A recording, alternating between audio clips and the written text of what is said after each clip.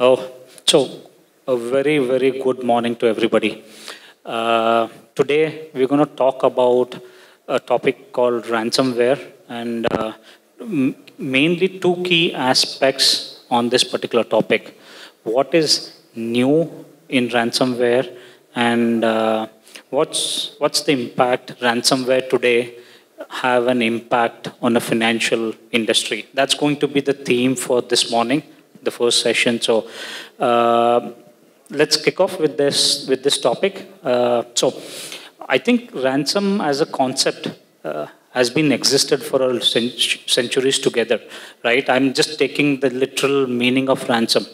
I'm sure most of us must have paid a ransom to your sibling, to your friend, to some of your relatives, probably to safeguard some information which you don't want to spread in the wild, right? So, as a concept, ransom always existed a long time back.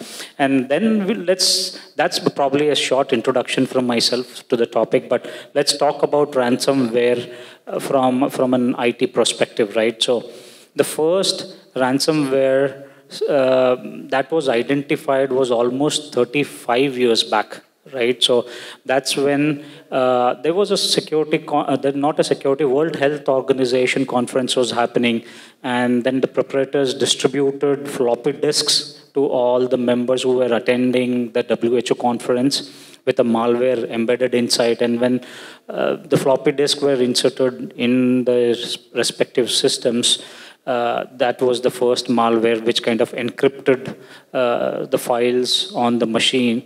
And I was surprised to hear the amount that was requested as a first ransom with that incident was $189 with a PO box number given based in Panama, right? So that's the first ransom where incident that was officially registered way back precisely 1989 is when this happened, right?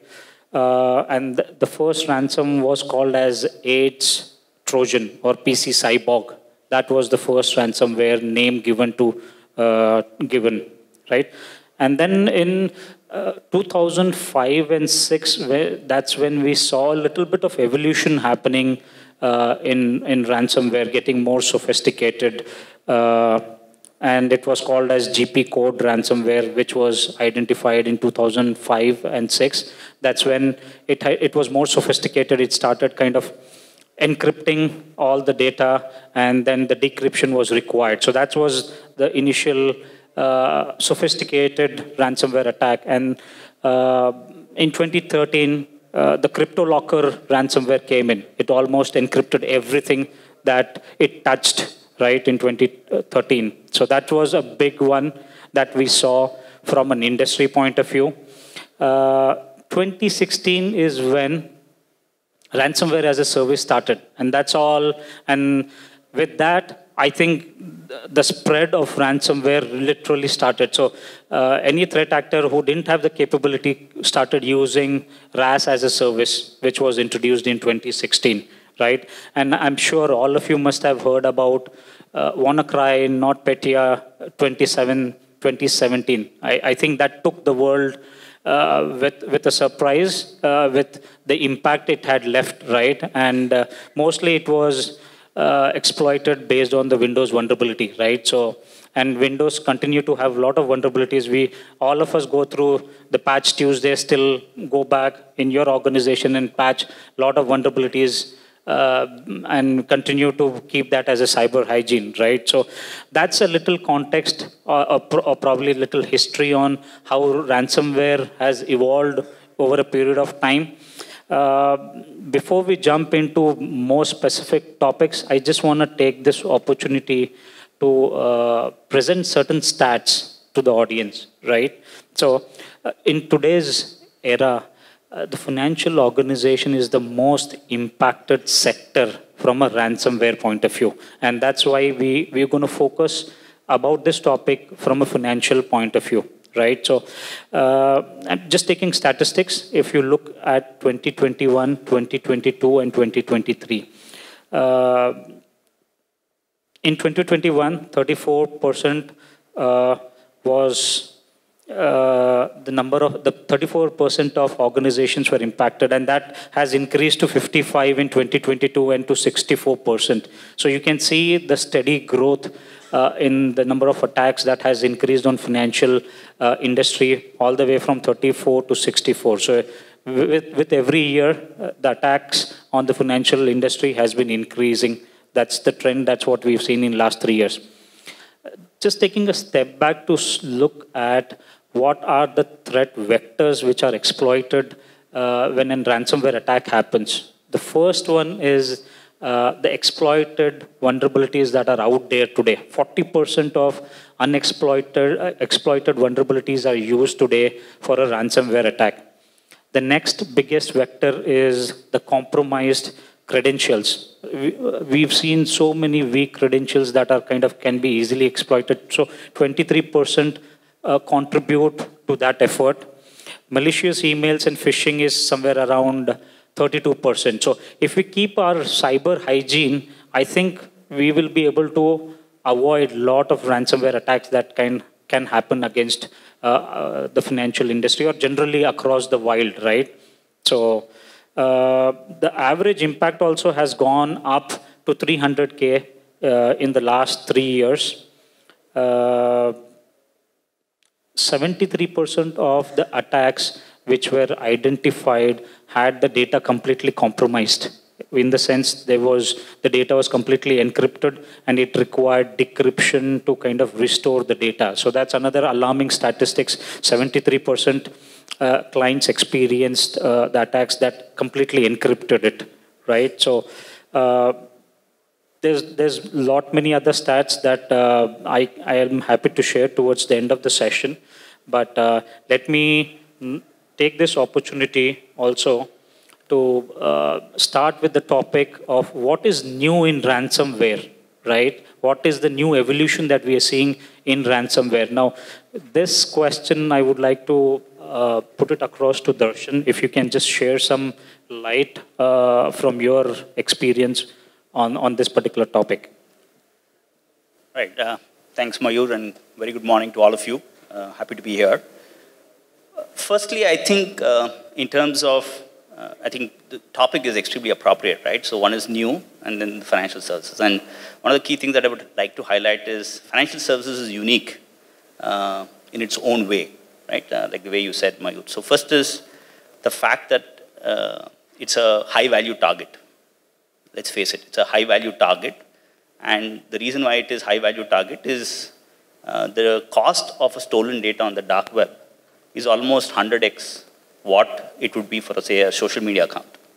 So it's a definitely high-value target, right? So why does it matter? Obviously, cyber criminals are 100x more motivated to break into those environments. And that is happening. That's one thing that is unique in the digital payment industry.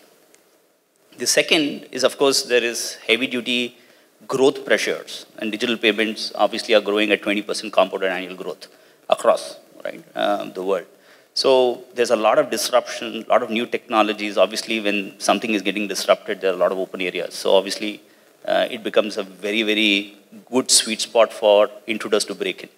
And third, of course, there is extreme amount of regulation, right? So obviously, there is a lot of pressures for digital payment industry to make sure that they are compliant, staying ahead of the game. And obviously, there is a lot of answerable thing to the ecosystem. So with that being said, in terms of coming back to your question, now what is new is the very fact that, one, it is becoming commercialized, right? So the entire, it is becoming a business at the end of the day. Like the way you said, ransomware as a service is just exponentially rising because of these three trends.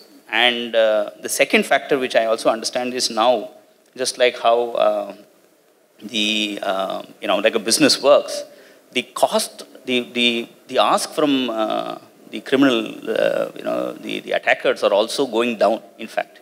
So they are making it is becoming a business decision. And that's one of the reasons why we are seeing only 13% of the organizations are not paying for ransom when it breaks into. So that's a useful statistic, of course. I can talk more about it, but I'll let you take it forward. Sure. As Darshan pointed out, saying that in the last 10 years specifically, we have seen a technology disruptions happening, and most of the organizations live in hybrid environment now. So with that, the next question brings up is the impact of ransomware on a financial industry from an operational point of view. So Srihari, if you can talk about. Yeah, thank you, Mayur. Good morning, everyone. Right, so how many of the, in this group, actually, how many are CISOs here? If you can raise the hand. Any CISOs here in this room? Right? So when ransomware attack happens, it excites the world, right? There is so much to talk about. It excites the world, except the organization itself, right? So typically, actually, when ransomware attack happens, when I meet the CTO or actually when I meet the group company, it will be sulking face, right? And I call it actually, how is the victimhood, right? Why? There is a reason why I have a mixed feeling, because the certain planning, actually how to prevent the ransomware, how to recover from there, probably we'll be covering it later. But what I'm saying is that, first thing is actually that, I tell all the CISOs that you should have one ransomware attack in your career, right? So then it will make you a perfect CISO. Second thing is the victimhood, I said, right? The thing is, the moment you find the ransomware attack happened in your organization, so the impact will vary, right? Not necessarily that ransomware really bring down the entire organization. Today, because the way the business are operating, ransomware can be less impactful, or it can be because you have your data in the cloud. It can be limited impact, right? Or it can be larger impact where it can bring down your services also, right? So what happens is the moment ransomware attack happens, then the victimhood begins, right? It will be like, while you will be figuring it out that what is the impact of this attack on your organization, then you will be also asked by various external stakeholders, internal stakeholders, regulators, asking that what happened, give me the report, right? So that is actually the communication and the stakeholder management part, which I found that to be very painful when a ransomware attack happens, right? The second thing is, as Darshan was saying, that the financial services, the data is like financial services, more or less like subjected to sum of all problems of the industry. Why? Because it contains the data. The data represents sometimes money, because for example, if it is representing some billing information, it's representing some card numbers, or maybe the transaction data, etc. If you are losing the data, that means that much of revenue is something at stake, right? And the second thing is financial fintech organization, financial services organization has got the customer's behavior, and the data is actually become very important data, right? Maybe it is internal or it can be external stakeholders, right? You need that data, right? Whether you recover it or actually whether you get decrypted. So one important thing is that there is an underlying statement that we do not negotiate with terrorists, right? So, or we do not really, most organizations, I think you take the stance that you don't really pay the ransom, right? Maybe, some pockets, maybe you will be paying ransom most of the season, but I generally hear, or generally the stance in any large organization, any serious organization is that you do not pay to the offenders, right, to get the keys, etc. for decrypting, right? So the impact actually is a multifold. One thing is actually you have an effort to keep all your stakeholders informed about it. You have to do the recovery with the limited sources available to you, because at one side actually you have a policy which do not allow you to pay ransom. At the same time, you have business pressure to actually bring the services back, right? Third thing actually that how do we really, recover from this. And so typically you'll be spending a lot of money on that, right? For investigations, recovery, communication, and also preventive controls, and also most importantly that, why it happened kind of thing. So I will not really tell everything, but when a ransomware attack happens, the CISOs have to deal with it for, at least 2.5, 3 years. Because during every transaction or every, business, whether it can be investments or whether it can be, the new business acquiring and all, things will be keep coming back to you saying that, look, there is a ransomware attack happened some 3 years back, what did you do about it, right? It will change the insurance premium also, right, that you need to pay, right? So overall, actually, what I mean to say is that the impact is, very deep, right? It will impact your business, it will impact your costs, and it impacts the way, you operate in future, right? Etc. Right? So this I would like to summarize actually at a macro level. Sure. So I'll just share an stats on it. So in 2023, the average cost of data breach in financial industry was 5.9 billion. So with that, my next point is specifically in financial industry, right?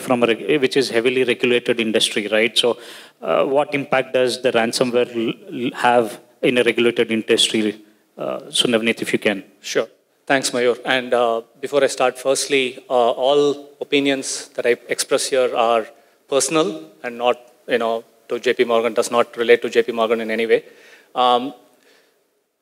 So Mayur, when you started the conversation and spoke about ransomware and how we have all paid ransoms, something clicked my mind. We have all grown up watching, Kollywood, Hollywood, Bollywood, Tollywood, whatever wood movies, where ransomware has always been the key component of a villain, holding somebody in ransom and the hero coming and saving the day, right? The analogy stops there where, villains hold somebody in hostage and ask for a ransom. It's seldom true that hero is going to come and save the day without a scratch or an impact. And more so in the financial services world, right? Partly because, like you said, it's a very highly regulated industry. A lot of regulations and compliance requirements.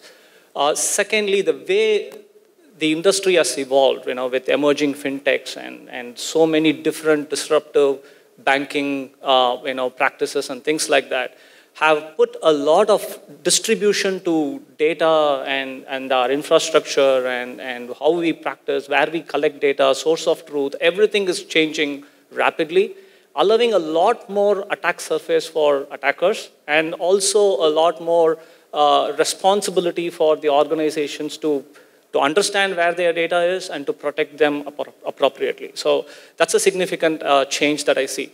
The third part is also from a regulation standpoint, there is an increase in scrutiny. And when I say scrutiny, it's also becoming a lot more, intrusive in terms of like asking more intrusive questions about how we protect ourselves, how we keep our data protected, what responsibility we have towards our, in showing due care, due diligence to our data, to our customers and everything. And also there are stringent reporting requirements when we talk about attacks, right? We have, in some cases, 6 hours to 24 hours to 72 hours when we have to go back and report, a compromise or an incident. And these are adding significant number, overhead in terms of not just, people or resources or something like that, but also in terms of our responsibility to keep up. And a lot of times this could also result in increased, after a ransomware attack, the impact this will have for a financial services organization, over and above just the regular loss of name, reputation, money, and all that, is also a significant increase in scrutiny from the regulators, and also an increase in terms of what we need to do to protect ourselves, what we need to do to establish that we have protected ourselves, we have taken the right remediation measures and all that stuff. So it's just like Darshan was saying, it just multiplies. The multiplier effect is high when it comes to a financial services organization. Thanks, Navneet. Now let's turn our view and understand it from a policy and governance point of view. So, Dr. Sumit, if you can just throw some light from a policy and governance point of view, how do we manage ransomware, its impact, so on and so forth? Okay. Thank you, Mayur. Good morning, all of you. So, I start my discussion by just making the importance why this topic is very important. So, I ask one question to you, Mayur. Do you pay taxes? Sorry. Do you pay taxes? Do you pay taxes, income tax? Yeah, we all do. Do you all pay taxes? Do you love to pay taxes? So, might be you are not seeing me in a very good way. Fine, okay. So, why I ask this question? Because the money always matters. When it comes to the finance, when I ask you to pay some taxes, definitely you say this thing that your hard-earned money is going away from you. So, with respect to the protection of this particular thing, see, I want to make you understand this thing that in bank, the money is not that much important. The data, the ledger, which actually bank maintains, is really very important. So nowadays, one more thought just came into my mind. Like we are sitting over here, we are discussing about the good actor. We are discussing about that how to protect your data and all those kind of things, how to avoid these ransomware attack, and if it happens, what are the measures we can use over here. So the similar thought might be a similar conference is another going by these bad actors, those who, because see, being bad is not that much bad. Being intelligently bad is very important. So now it comes to the impact with respect to the government. I just want to take an example of one health institution which was targeted by the ransomware attack in May 2022. We know this thing situated in Delhi. We know this thing there. The impact of this thing is that their OPD was shut down, and the very critical data which is related to the health of all the patients were compromised, were encrypted at that time, and they face the real challenges over there. Around 20 to 25 days, they are not able to recover their data, and ultimately they have to start their work manually. So you can imagine this thing that one day they decided this thing that now we are moving towards to the digital, then all of a sudden they have to work manually. So how much it is difficult, you can imagine. In this similar fashion, I asked this thing that my department, they holds the very critical information, all the financial information of every entity, whether it is a personal or the organization. So protection of that data is really very important. So in income tax department, we holds the very critical data. So we are always afraid of this particular thing that and we are working very rigorously how to protect that data. Now it comes to the policy and the framework. Yes, it matters a lot. Like my department logo, Koso Mula Danda, which means say this thing that, see, policy is not new. It comes from the Arthashastra date. Kautilya very rightly written that the logo of my department, Koso Mula Danda, it says this thing that the backbone of any administration lies in the policy and rules and regulations. So policy and rules and regulations are very important. With respect to this particular thing, I emphasize over here that at global level, GDPR is there. At national level, we are working towards the DPDP, and many RBI guidelines are there. Many regulatory organizations are there which usually say this thing that this is the best practices. See, best practices are really very important. So we need to ensure this thing that it is enabled in your organization. And apart from this, the guidelines issued by the CERT and MHA and NCIIPC, various government organizations, they are working towards that. So we need to adhere those guidelines. So they are really very important. So with this, I just... Then you bring up a good point, right? So let's say the data that income tax holds, the data that financial organization holds, let's say that data is wiped out. So literally our bank, the money that we keep in our accounts, the ledgers, everything disappears, then we don't have any, we are just bankrupt, right? So that's why the data is so important from a financial sector point of view. So data is a gold mine. No organization can, specifically in financial industry, afford to lose the data. So with that, I just want to take the opportunity to open up for the audience. If you have anything specifically you want to raise or ask or suggest anything, want to open it up for audience if you have anything to ask or comment or anything from audience before I move to the next question or the next topic. Yeah, please. Yes, please. Can someone give the mic to the gentleman? It is in the first.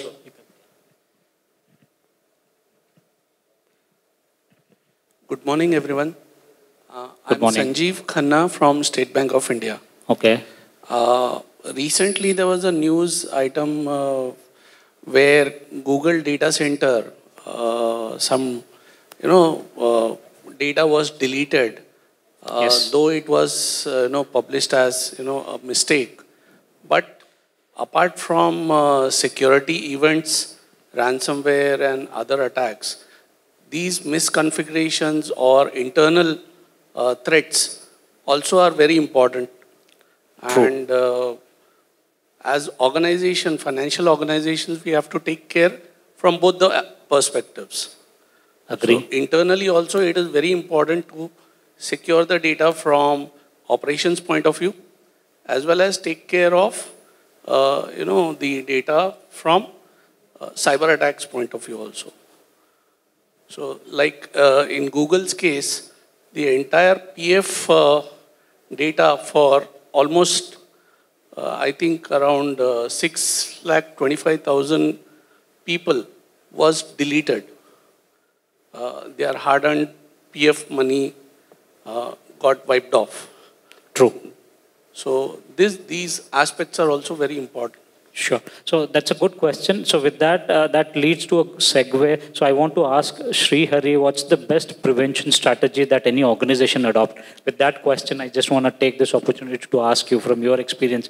Yeah, right. So, I mean, it's a kind of friendly ransom.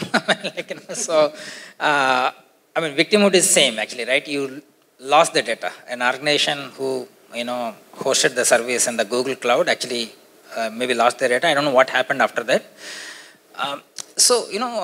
In my experience, whenever my company acquires a new company or whenever there's a new business is signed, the first thing actually I ask, one of the aspects is actually that ransomware readiness, right? So when I ask a consultant to check the ransomware readiness, they come with some 200-point checklist, right? So, but actually you don't need 200-point checklist, right? Basically, some 8 to 10 aspects if it is checked. Probably it not only protects you from the ransomware attack, but also this kind of situation, right?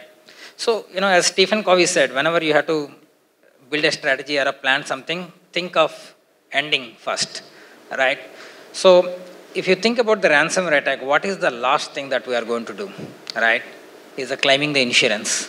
So first thing probably in the ransomware readiness probably you have to have is actually a good insurance in place, right? That is actually where I start with, right? Second thing is any ransomware attack happens, it happens only because of one reason, right? So typically when I have a discussion with other CISOs, there is like a divided response that some CISOs that no matter whatever you do, you will have a ransomware attack.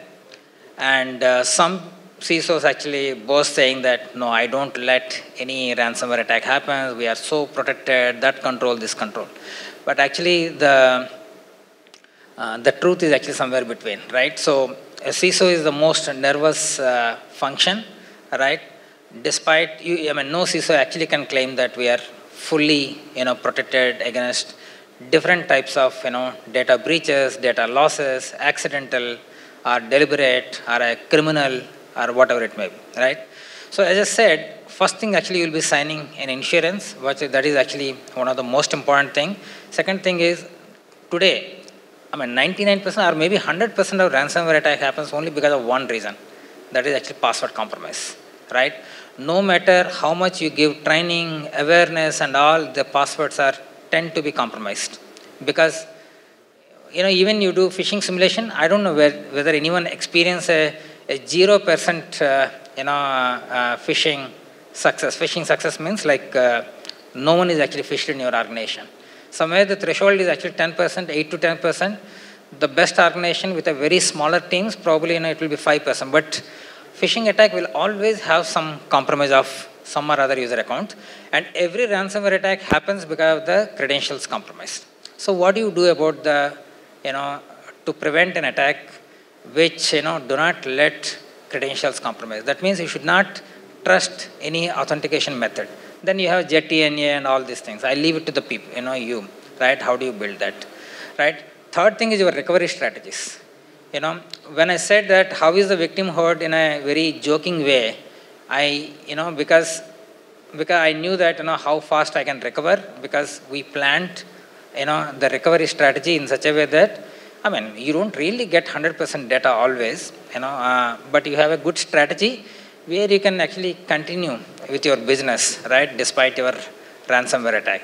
So your entire recovery capability depends on how good your backup and restoration strategy, where you are taking backup, how you have actually segregated your critical data items across different data sources, etc. Then the other one is actually that when I said actually you don't need some 200, 300 or 1,000 point checklist, when I said 8 to 10 points are important, probably some of these are very important. One of the important thing is how fast you can detect the ransomware attack in your organization, whether it can be monitoring capabilities or XDR or a good effective SOC, etc. So in a way, I am against actually having a very large budgets or actually having the layers of security using some commercial tools. You don't need really very expensive tools. You can actually have the basic InfoSec measures, right? Whatever I'm saying actually that your authentication, your recovery strategy, etc.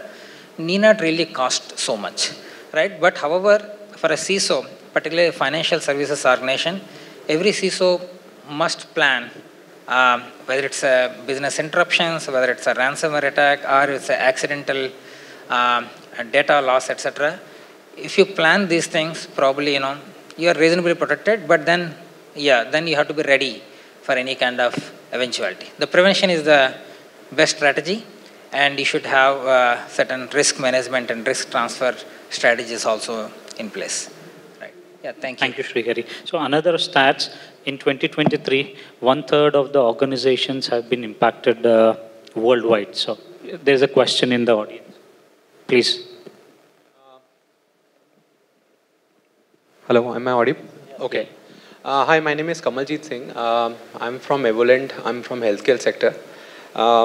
The question is more towards Srihari's earlier comment, like, if you have a ransomware as any organization, that can probably make you a complete CISO. That I really like that comment.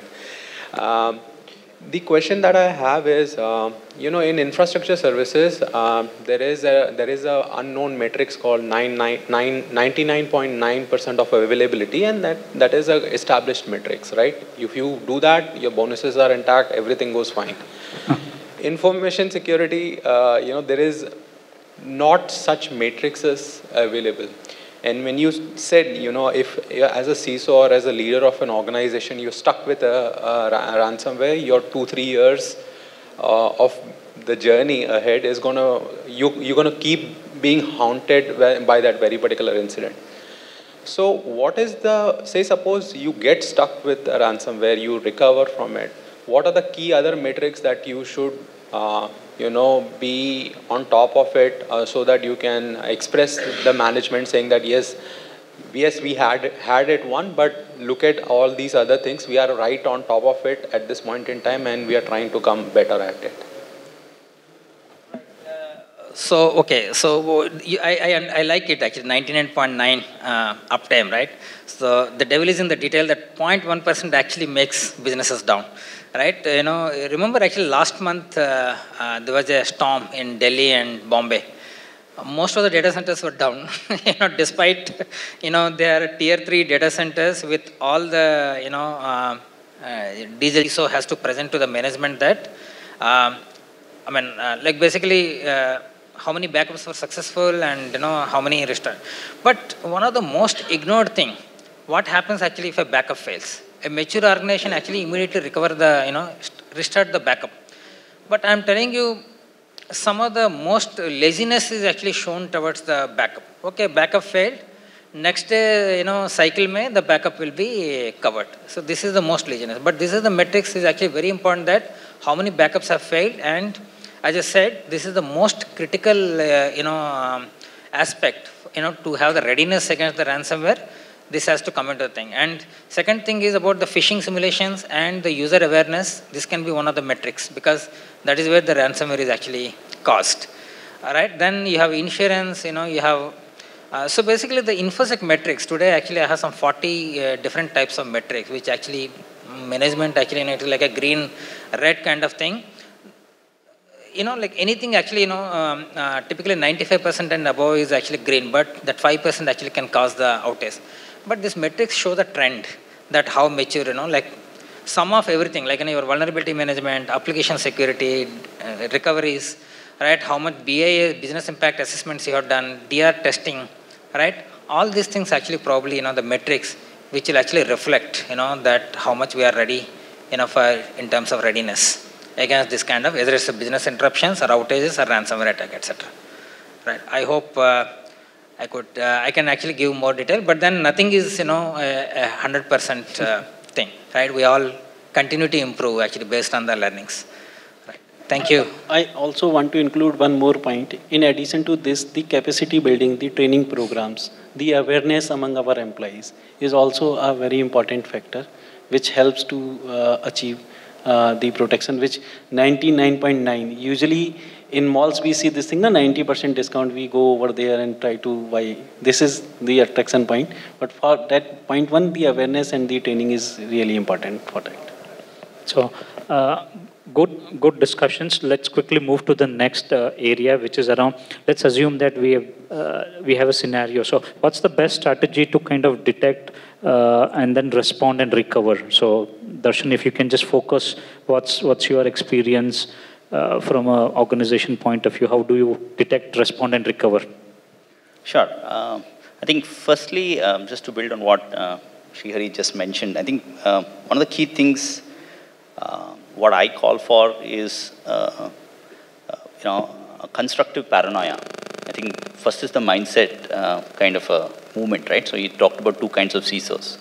I think one of the key things is to have a constructive paranoia, which is obviously being paranoid, but being constructive about it.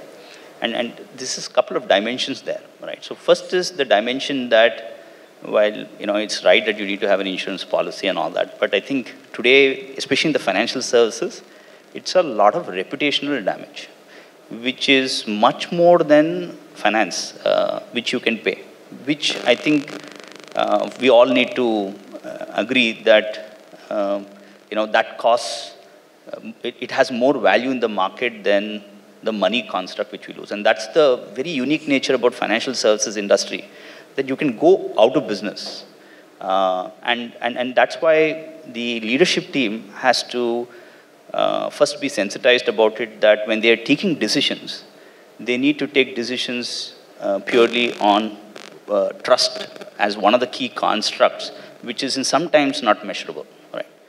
And that reflects in every decision you take. And the second thing that we have seen, because we are a forensics, we are a global payment forensic investigator.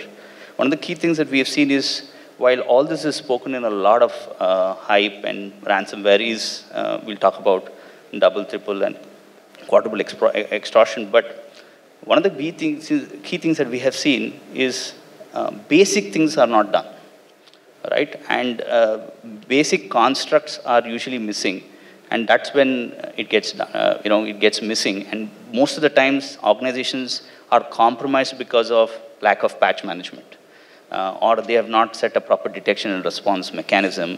Someone has just checked the box, what we call as a magic box syndrome, in cybersecurity, where people think that they have got, say a Google or a Microsoft, and then everything is set. Because at the end of the day, it's the processes and those systems and the governance that has to be done. And so that's why it's a mindset shift, which means that instead of paying a ransom, like the way you said, $5.9 million for a ransomware, organizations are reluctant to even put that initial investments in their budgets so that they can afford that. So that is the preventive mindset that we need to move towards, is being, how can we be a little proactive and make those investments, even 10% of their investments upfront, when you know that organization is going to get compromised in the next 2-3 years, where you're ready to pay $5.9 million, right? But you're not ready to even spend $590,000 initially for protecting and defending your network. That's the irony of today's cybersecurity budget investments today. So in terms of specifics, I think from a detection and response, first things that organizations should do is obviously invest in making sure that their estate is covered. So one of the key things that we have seen in forensic investigations is that none of the, only some of the, what we call as check the box syndrome, right? Where only a few of those initial components are actually covered in their cyber defense strategy. And bulk of their estate is actually missing, which essentially leaves, and like we spoke about spear phishing or phishing attacks, and we know that it can come from a general user who's sitting at home, who does not, even coming to the office, but can lead to your crown jewels being compromised. But still, we will not cover the estate because it calls for an investment. We will not do that. But we are ready to pay a ransom, and I'll be a little controversial here. 13% of the organizations don't pay a ransom. That's the brutal truth. And Australia had to make a law to essentially say that don't pay a ransom, because that's the brutal truth, that organizations are ready to pay a ransom. And while on the face of it, everyone claims, including, Sherry rightly called, sweet ransom, right? Or, so that's the gentleman out there in Google's construct. And so that's the brutal truth. Yeah. So. Sure. You want to just take a minute to talk about double versus triple extortion, right? Yeah, so double extortion, this is one thing that I actually wanted to add, that today, especially in the financial services sector, I spoke about it being a high-value target. So high-value target, obviously, is high value in terms of the effort to break in.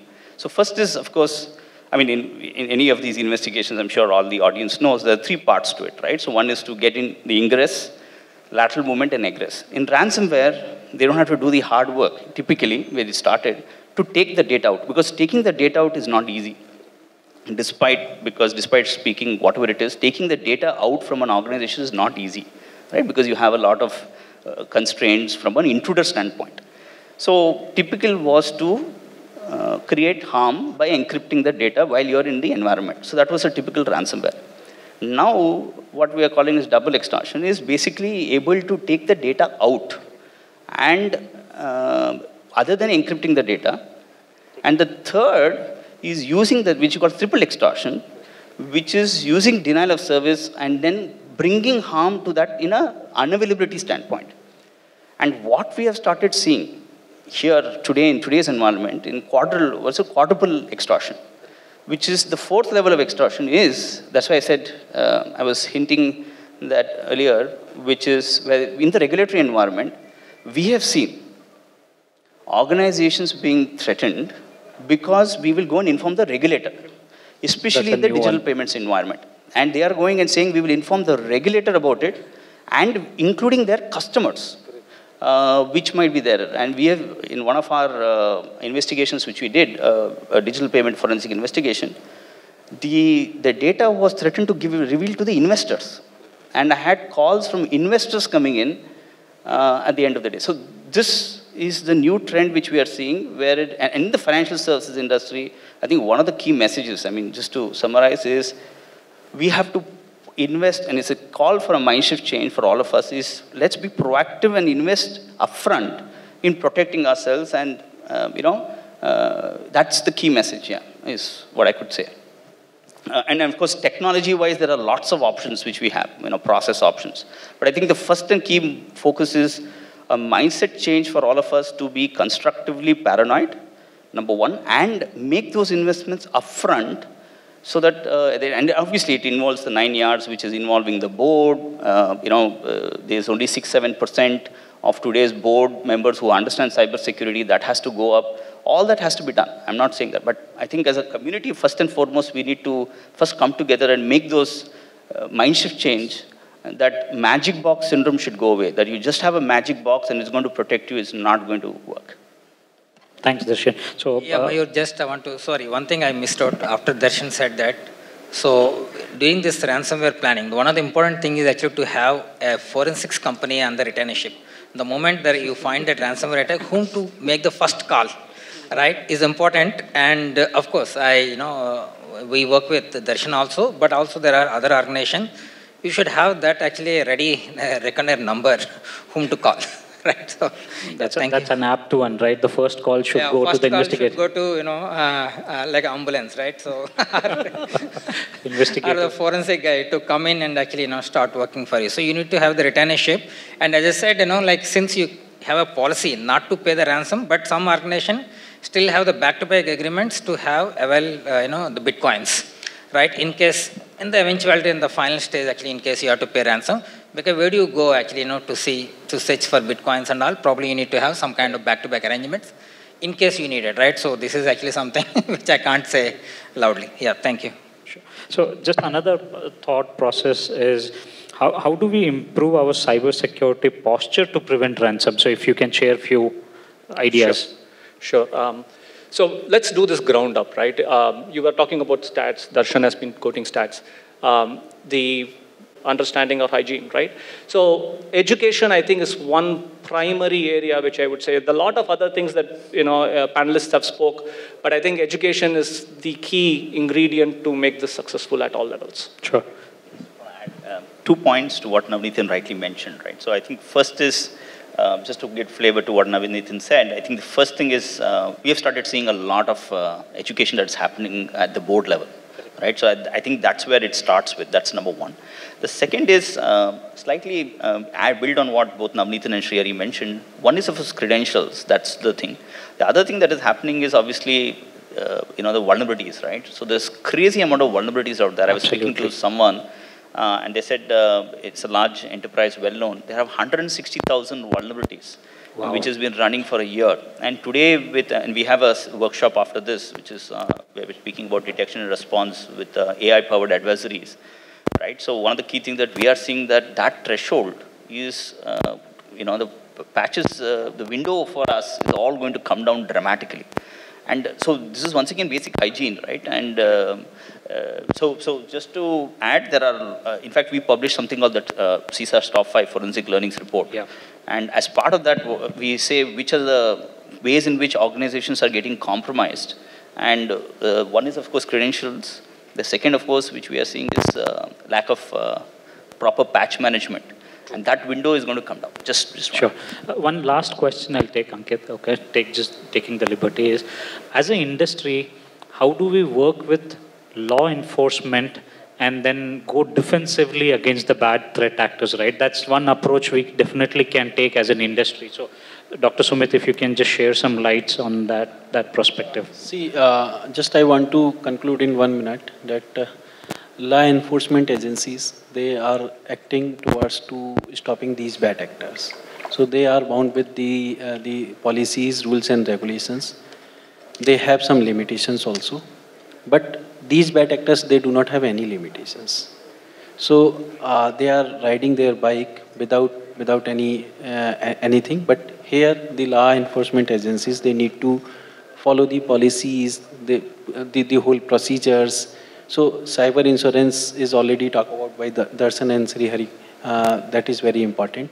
So the organization who was running their business without any cyber insurance is just like running a motorbike without wearing the helmet.